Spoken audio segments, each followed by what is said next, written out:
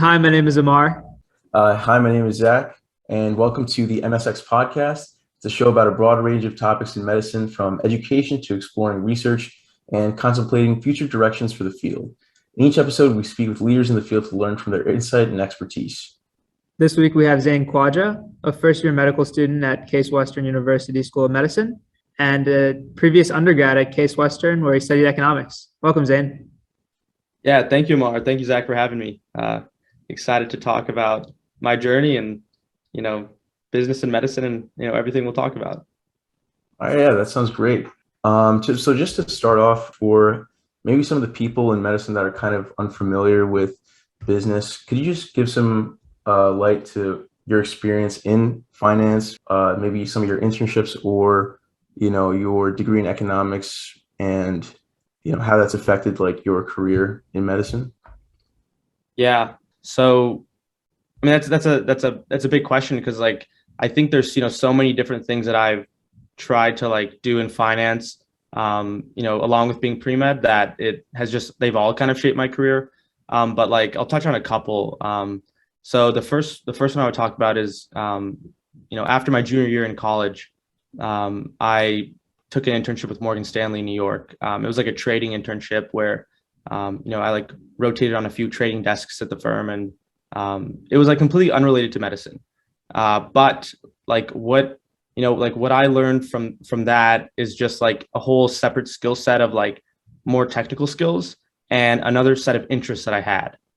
And even though it's not, related to medicine, I feel like that's going to guide my career in a certain way, maybe push me more towards an MBA, or push me towards seeing the business slash innovation side of medicine.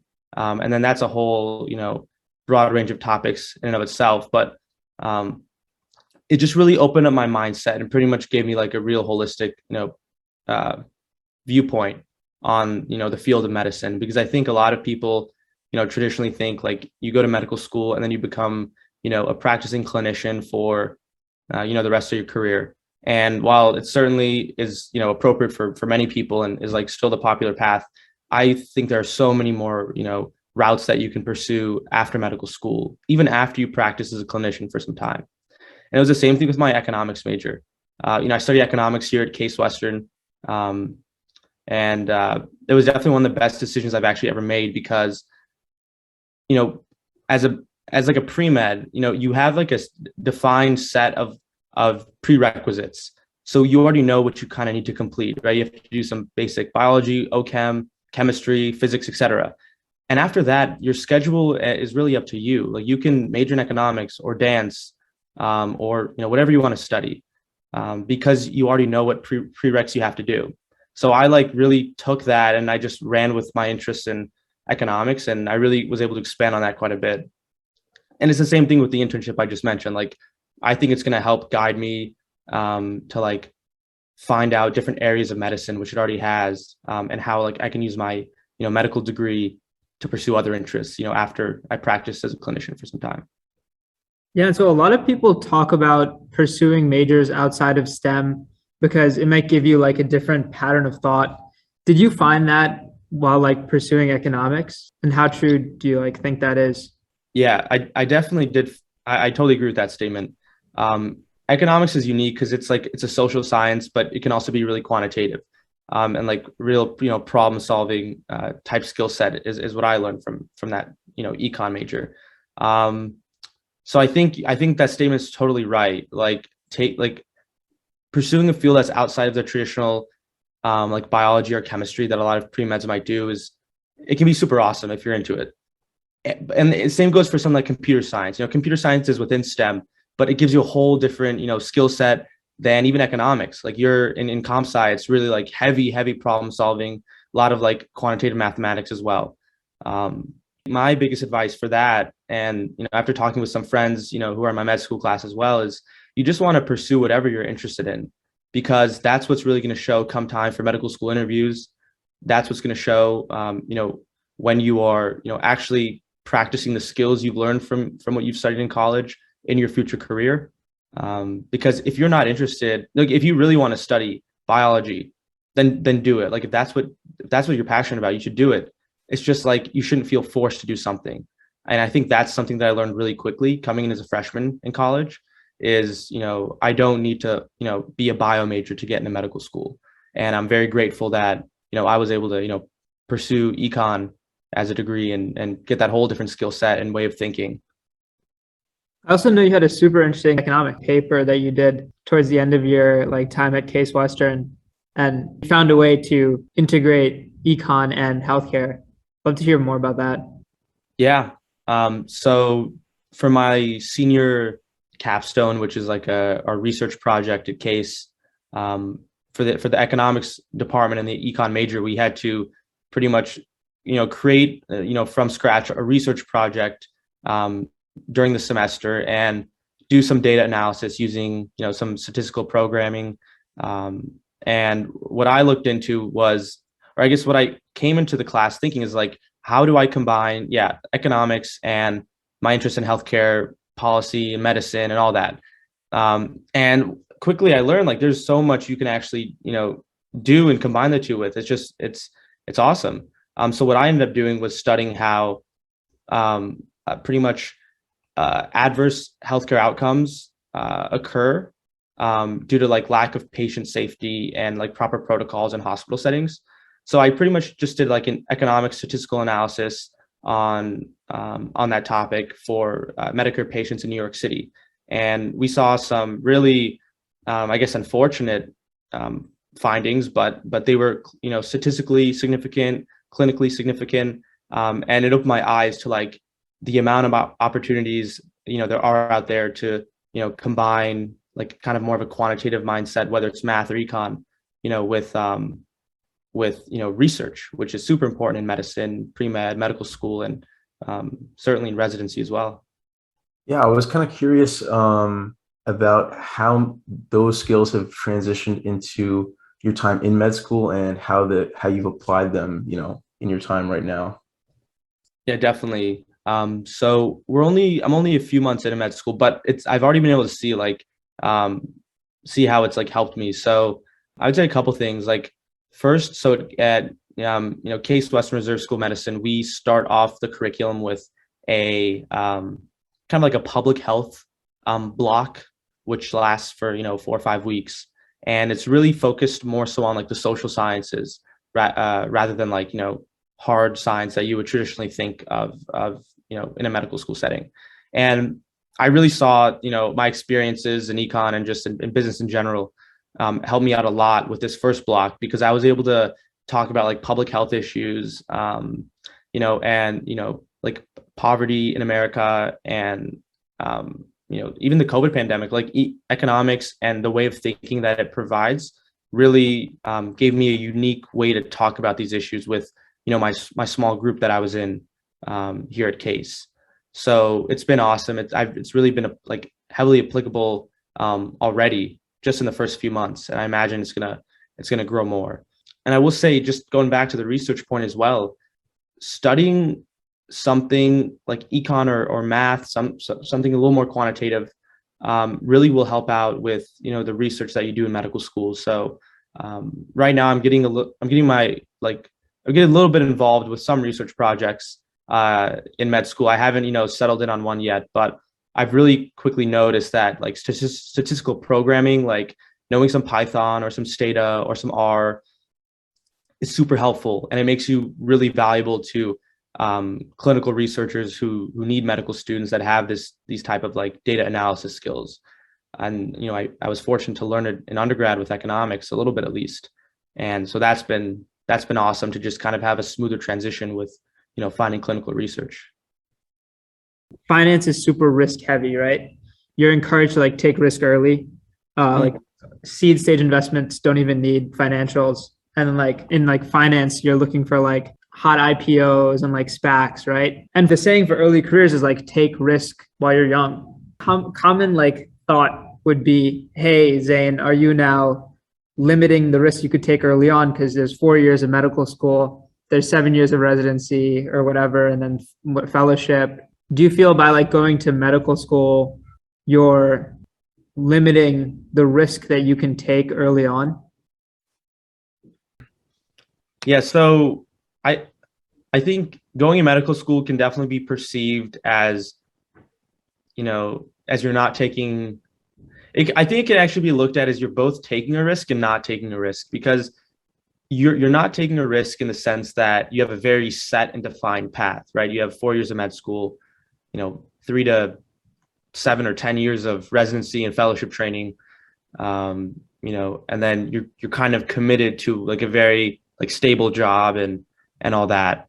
So it can be seen as like you're not really taking a risk, but also like at the same time, someone could totally look at someone going to medical school and say, you just gave up a lot of like freedom in your early and mid 20s to kind of do what you want and maybe pursue, like go back and forth between different jobs and test out the waters and all that.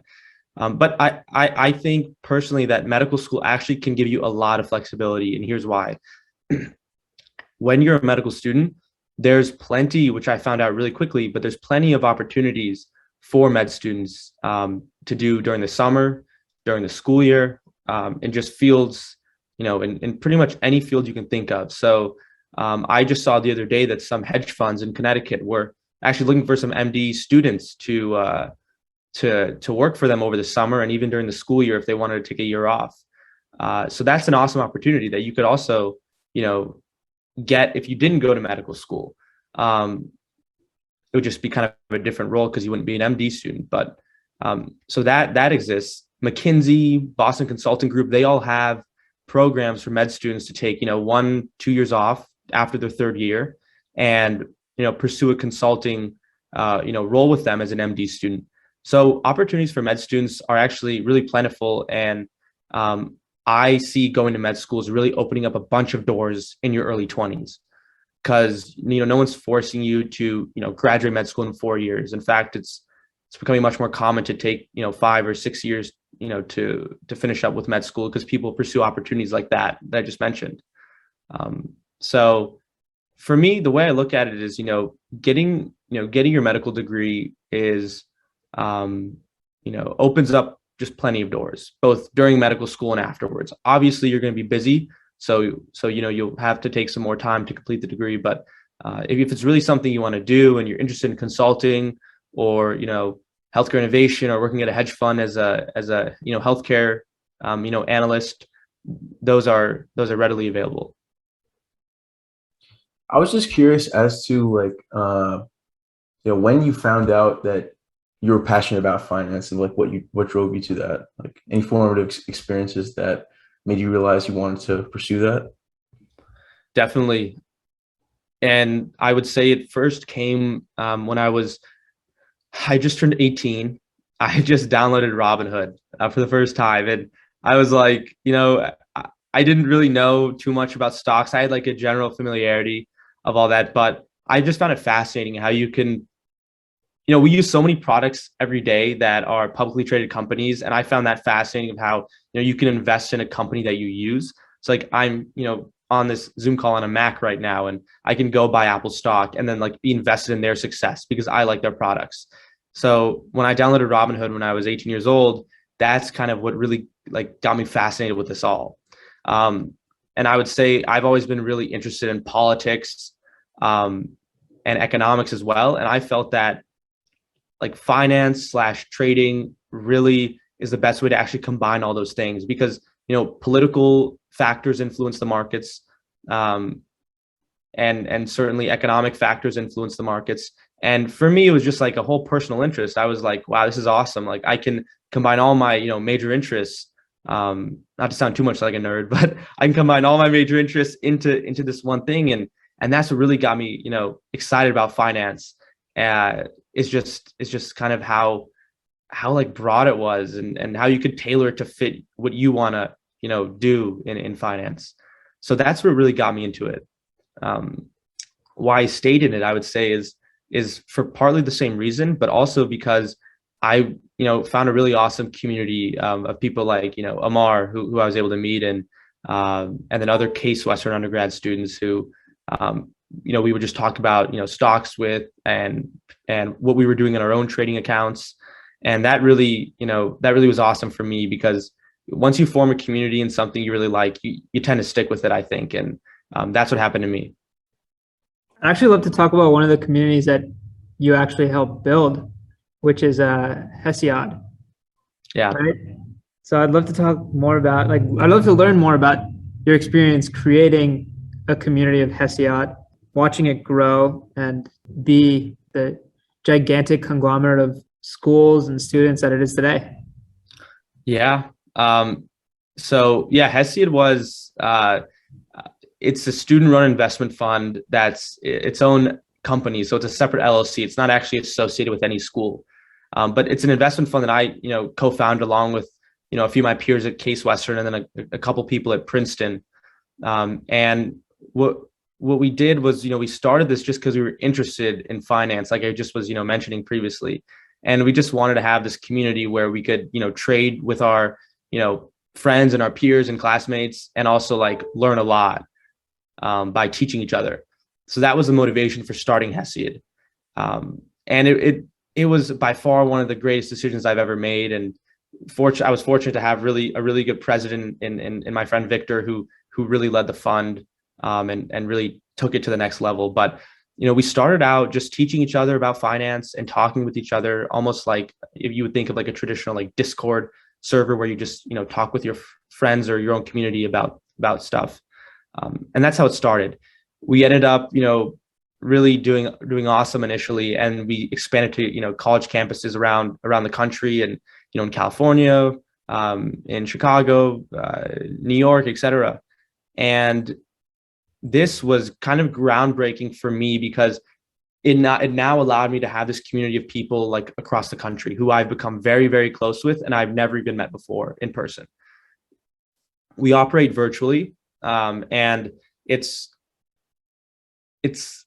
say it's groundbreaking just because you're able to meet so many cool people and train a lot of freshmen and sophomores who have this passion that you had one time when you were younger, and it's just really cool to see, like, give back down to the younger people and then watch them grow and give back to their underclassmen then. So the community that Amar was part of it, so Amar knows a good amount of it as well, but it was definitely one of the better things I've ever done, and it's still active now. So anyone watching this can actually, if they're a college student, can actually go apply to Hesiod when applications are open. It's a great experience. There's some awesome people in the fund, and aside from Hesiod, another piece of advice would just be to find your own communities and do something similar, whether it's for medicine or finance, because these things, once you really start them with a group of people, they're much more doable and feasible. Zain, I don't know if you know this, but you created a monster. You were the person that like first put me onto LinkedIn, I remember.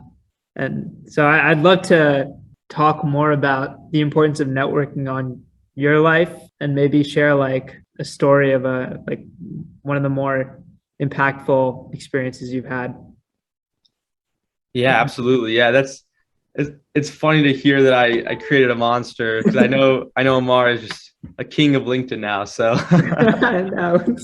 I forgot about that I was the one who showed you it. But yeah, now I can't say enough positive things about networking, and I try and tell it to my sister who's now in college, and all the underclassmen that I talk to, just because networking is how I found about so many opportunities.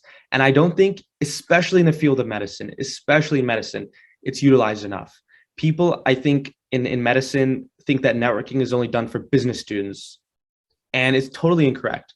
Sure, it might be more prevalent there, but I've gotten shadowing opportunities at cardiothoracic surgeons at the Cleveland Clinic by messaging them on LinkedIn. I've made some really good friends by messaging them on LinkedIn, and found some awesome mentors on LinkedIn that I still talk to now, going on 4 years.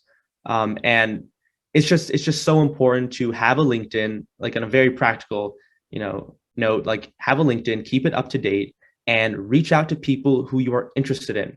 Like, for example, if you know that you want to do some biotech research at a big pharma company, for example, and that company might be, let's just say, like, I don't know, Merck or something. then go to LinkedIn, make sure it's updated, and then reach out to people who work at Merck who are also medical students or who just recently graduated from medical school. There you go. You have your connection. You've developed, hopefully a mentor, and you can sustain that relationship for a long period of time, and maybe they'll give you a job or maybe they'll just teach you. But it's so important. And to get a little more specific to what Amar, asked, I would say like my big networking story that I'll never forget is at the end of my sophomore year in college at Case, we had like this thing called the Wall Street Trek, which took a group of like 15 business students to New York City to network with firms on Wall Street like Morgan Stanley, Citibank, et cetera. And we met with some of the the managing directors at these firms and really high up executives. And I will never forget it, like sitting on the like 30th floor of Morgan Stanley, right next to like all the executive offices, and talking with some really high up people. Like it allowed me to make good connections with them. Like some of them are still my mentors now, so that was awesome. But it just gave me this thrill of like, wow, like when you really put your mind to networking and treat it as something where you can make really meaningful connections and friends, you can achieve awesome things. I would have never thought in a million years I'd be sitting, at Morgan Stanley in Manhattan, just talking with some really top people. And it was so cool. I'll never forget it. And hopefully, you still reach out to them after months or years, and you make some really good friends in the long term. So really network. Everyone who's watching this and who's a student or, maybe was in my position, at least I can, really vouch for that. Yeah, and regarding like the topic of mentorship, I was curious, like what you think are good qualities of, being a mentee. You see someone in a position that you'd want to be yourself. Like what do you think you should do, when you're in that position to be a good mentee? Yeah. So part of that, like I would answer part of that by going back to the LinkedIn thing as well, or just like networking in general. Like you want to, like I said with the Merck example, you want to look for people that are in roles that you have, or that you want, I should say. A great piece of advice I heard was make your ideal resume like 3 or 4 years out. Like, what do you want your resume to look like in 4 years? Make that resume, and then in 4 years, see what your resume looks like and how close you got to it.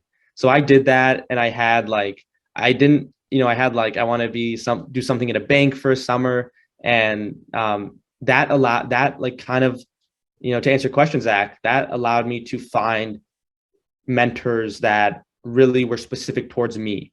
Because if I knew what I wanted to do, a few years out, then I knew who to like kind of reach out to. I feel like without that, for me at least, it was tough to like reach out to people because I wasn't exactly sure what I wanted, But a big piece of advice I would say is when you're a student, and this goes at any level, reaching out to upperclassmen, people, 1, 2, 3 years older than you, is key. It was key for me, being kind of like, or getting through like undergrad, like these people, they helped me through like tough times and through good times too. Like it was so important to have upperclassmen mentors. And that is like more, just finding people through clubs and stuff, or really however you want to interact with them. But I wasn't super picky, because the honest truth is you don't really know what anyone has to offer until you know them. And that's, something that I learned real quick is you just have to talk to people and get to know people. And eventually you'll find out who's going to be a good mentor for you. And you'll find out who's just going to be maybe a good friend and, doesn't like, won't have much to like, offer you in terms of mentorship, but can still be an awesome friend. So just getting to know a bunch of people was huge for me in undergrad and in med school as well, because you really don't know what anyone has to offer until you know them. Well, thank you, Zain, so much for those pieces of advice. And now I think I'm gonna make that 4-year resume. Yes. Yeah, I'll put like associate at Sequoia or something really. Do it, manifest it. Thanks so much for joining us, Zain. We really appreciate your time. And thanks so much for listening to the MSX podcast. Thanks for coming on. Appreciate it, guys. I really, really enjoyed talking.